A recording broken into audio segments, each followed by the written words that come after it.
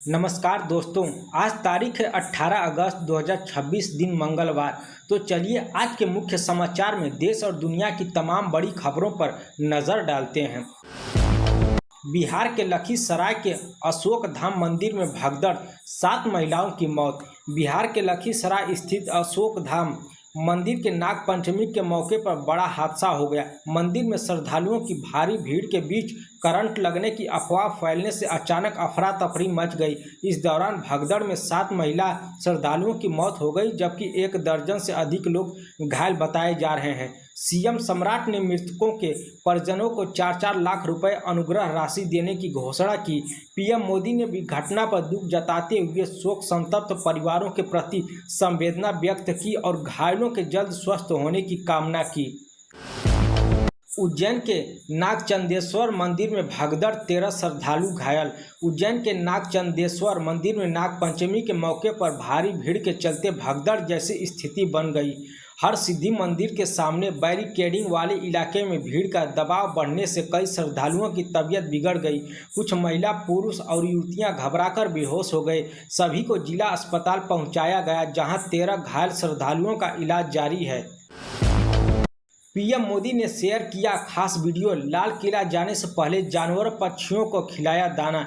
प्रधानमंत्री नरेंद्र मोदी ने रविवार दोपहर इंस्टाग्राम पर एक वीडियो शेयर किया। इसमें उन्होंने बताया कि 15 अगस्त को लाल किला रवाना होने से पहले उन्होंने प्रधानमंत्री आवास पर जानवर और पक्षियों को दाना खिलाया।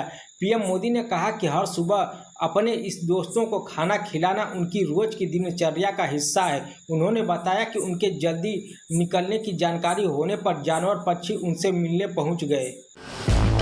हसीना को वापस भेजो तभी भारत आएंगे बांग्लादेश के पीएम रहमान। बांग्लादेश के विदेश मंत्रालय ने कहा कि पूर्व प्रधानमंत्री शेख हसीना को भारत यहां वापस भेजो।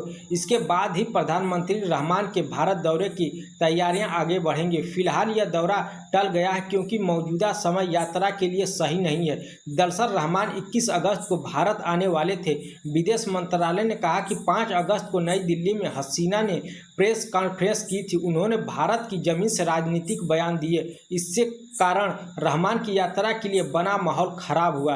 बांग्लादेश की इंटरनेशनल क्राइम्स ट्रिब्यूनल हसीना को मानवता के खिलाफ अपराधों के मामले में दोषी ठहरा चुकी है। यूजीसी नेट की 3 परीक्षाएं रद्द, 9-10 सितंबर को फिर होगा एग्जाम।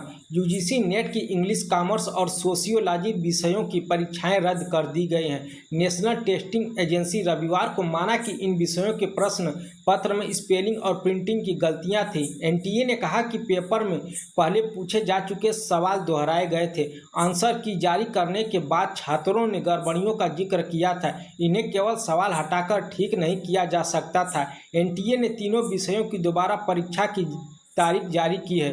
अंग्रेजी, कॉमर्स और सोशियोलॉजी की परीक्षाएं 9 और 10 सितंबर को होगी। एनटीए ने 22 से 30 जून तक यूजीसी नेट एग्जाम कराया था।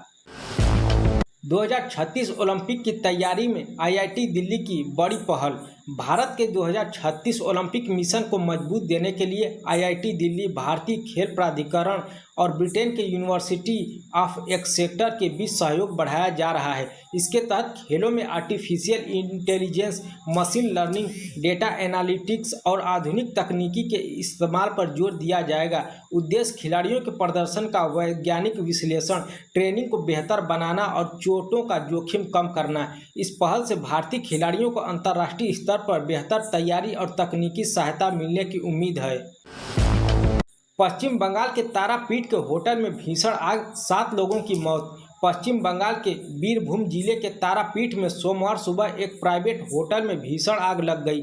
हादसे में होटल के अंदर फंसे 7 लोगों की झुलसने से मौत हो गई, जबकि कई अन्य लोग घायल बताए जा रहे हैं। आग तारापीठ पुलिस स्टेशन के पास तालाब किनारे स्थित विदिशनी होटल की ग्राउंड फ्लोर पर सुबह करीब 4:30 बजे लगी। सूचना पर दमकल की टीमें मौके पर पहुंची और कड़ी मशक्कत के बाद आग पर काबू पा लिया गया। राहुल गांधी को सुप्रीम कोर्ट से बड़ी राहत, आज से अधिक संपत्ति केस में हाई कोर्ट की सुनवाई पर रोक। लोकसभा में विपक्ष के नेता राहुल गांधी को सुप्रीम कोर्ट से बड़ी राहत मिली है। राहुल गांधी ने सुप्रीम कोर्ट में याचिका दाखिल कर इलाहाबाद हाई कोर्ट के उस आदेश को चुनौती दी थी जिसमें हाई कोर्ट ने उनके खिलाफ लगाए गए आज से अधिक संपत्ति के आरोपों की जांच सीबीआई और ईडी से कराने को कहा था। सुप्रीम कोर्ट ने मामले में इलाहाबाद हाई कोर्ट में होने वाली सुनवाई पर अगले आदेश तक रोक लगा दी है। साथ ही सीबीआई और ईडी को भी हाई कोर्ट या किसी अन्य प्राधिकरण के सामने जांच रिपोर्ट दाखिल करने से रोक दिया गया है। सरकार के आर्थिक सलाहकार बोले E20 से गाड़ियों को नुकसान, E10 पेट्रोल फिर शुरू हो।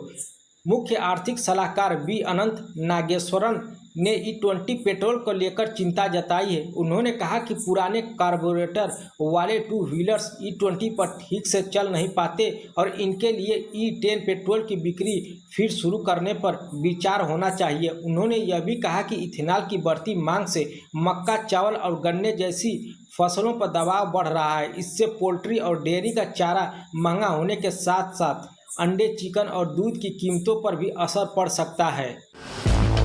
शहजाद पूनावाला ने छोड़ी बीजेपी की प्राथमिक सदस्यता। बीजेपी के राष्ट्रीय प्रवक्ता शहजाद पूनावाला ने पार्टी की प्राथमिक सदस्यता और प्रवक्ता पद से इस्तीफा दे दिया है। उन्होंने बीजेपी अध्यक्ष नितिन नवीन को पत्र लिखकर इस्तीफा स्वीकार करने की अपील की। शहजाद के पार्टी छोड़ने की चर्चा पिछले कुछ समय से चल रही थी। अब उन्होंने अपने पत्र में लिखा, मैं पार्टी की व्यवस्था छोड़ रहा हूं, लेकिन विचार और व्यक्ति नहीं। अब उनके इस्तीफे के बाद राजनीतिक हलकों में इसे लेकर तेज चर्चाएं शुरू हो गई हैं। योगी सरकार का बड़ा फैसला, राशन कोटेदारों का कमीशन बढ़ा। उत्तर प्रदेश की योगी सरकार ने राशन कोटेदारों का कमीशन बढ़ाकर 125 रुपये प्रति कुंटल कर दिया है।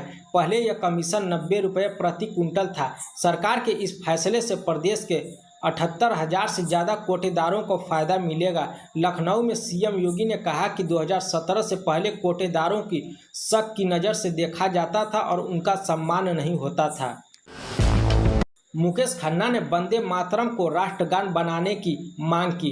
एक्टर मुकेश खन्ना ने भारत के राष्ट्रगान जन गण मन को बदलकर वंदे मातरम को राष्ट्रगान बनाने की मांग की है। उन्होंने अपने नए देशभक्ति गीत आओ बच्चों के प्रमोशन के दौरान यह बात कही।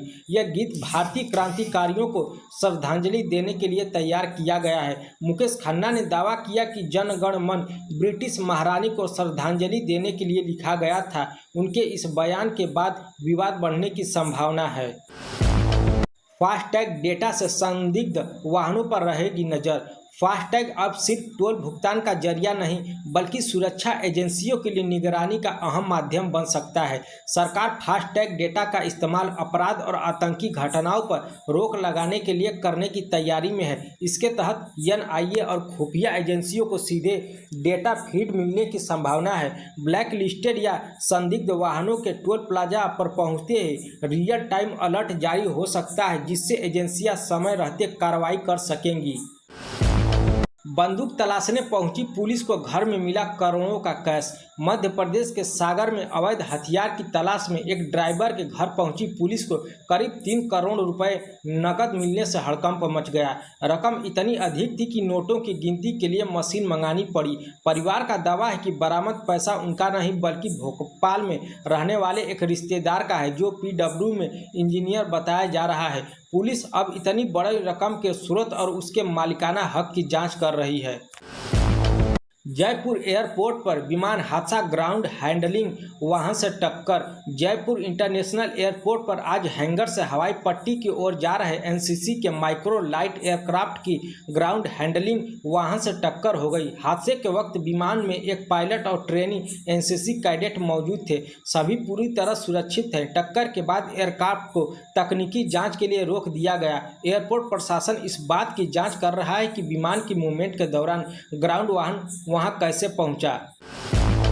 अमित मालवीय को बीजेपी आईटी सेल से हटाया। बीजेपी के राष्ट्रीय अध्यक्ष नितिन नवीन ने बड़ा बदलाव करते हुए अपनी नई टीम का ऐलान कर दिया है। अमित मालवीय को बीजेपी आईटी सेल से हटा दिया गया है। उनकी जगह छत्तीसगढ़ के दीपक म्यास्के को यह अहम जिम्मेदारी सौंपी गई है। हाल ही में उन्हें छत्तीसगढ़ मेडिकल सर्विसेज कॉरपोरेशन का अध्यक्ष बनाया गया था। वे बीजेपी के राष्ट्रीय प्रवक्ता की जिम्मेदारी भी संभाल चुके हैं। सपा विधायक का बयान, डिम्पल यादव पूरे देश की मां। मुरादाबाद की बिलारी सीट से सपा विधायक मोहम्मद फहीम का बयान चर्चा में है। कांवड़ियों के स्वागत के दौरान उन्होंने सपा सांसद डिम्पल यादव को पूरे देश की मां बताते हुए उन्हें ममता का प्रतीक बताया। विधायक ने कहा कि शिव भक्तों की दुआओं से अखिलेश यादव 2027 में उत्तर प्रदेश के मुख्यमंत्री बनेंगे। बयान के बाद राजनीतिक हलकों में इसकी चर्चा तेज हो गई है। कावेरी जल विवाद, अगले हफ्ते होगी सुनवाई। सुप्रीम कोर्ट में सोमवार को कर्नाटक और तमिलनाडु के बीच कावेरी जल बंटवारे को लेकर हुए विवाद पर सुनवाई हुई। सुप्रीम कोर्ट ने जल विवाद पर ताज़ा आंकड़ों के साथ स्टेटस रिपोर्ट मांगी है और अगली सुनवाई एक सप्ताह करने का फैसला लिया है। याचिका में तमिलनाडु सरकार और डीएमके ने एससी के कर्नाटक द्वारा तमिलनाडु के लिए कावेरी नदी का पानी तुरंत छोड़ने का निर्देश देने की मांग की है। इंडिया वर्सेस श्रीलंका, पहली पारी में टीम ऑल आउट। गाल टेस्ट के तीसरे दिन श्रीलंका की पहली पारी पूरी टीम 284 रन पर ऑल आउट हो गई। इसके साथ ही भारत ने पहली पारी के आधार पर 178 रन की बढ़त हासिल कर ली है। श्रीलंका की ओर से सोनल दिनुशा ने 100 रन की पारी खेली, वहीं रविंद्र जडेजा ने दिनुशा को आउट करके टेस्ट क्रिकेट में 350 विकेट पूरे किए। भारत ने अपनी पहली पारी में 462 रन बनाए थे। शाहरुख खान का बयान, बैन करना है तो करो, मेरी कमाई क्यों रोकना। विमल इलायची विज्ञापन को लेकर शाहरुख खान, अजय देवगन और टाइगर श्रॉफ को एफडीए ने नोटिस दिया है। इसी बीच शाहरुख खान का पुराना बयान वायरल है। उन्होंने कहा था कि अगर कोई उत्पाद नुकसानदेह है तो सरकार उसे बाजार में बिकने से रोके, फिर कलाकारों की कमाई पर सवाल क्यों उठाया जाता है। बीजेपी की नई टीम का ऐलान, वसुंधरा राजे और स्मृति ईरानी को बड़ी जिम्मेदारी। बीजेपी ने अपनी राष्ट्रीय टीम का ऐलान कर दिया है।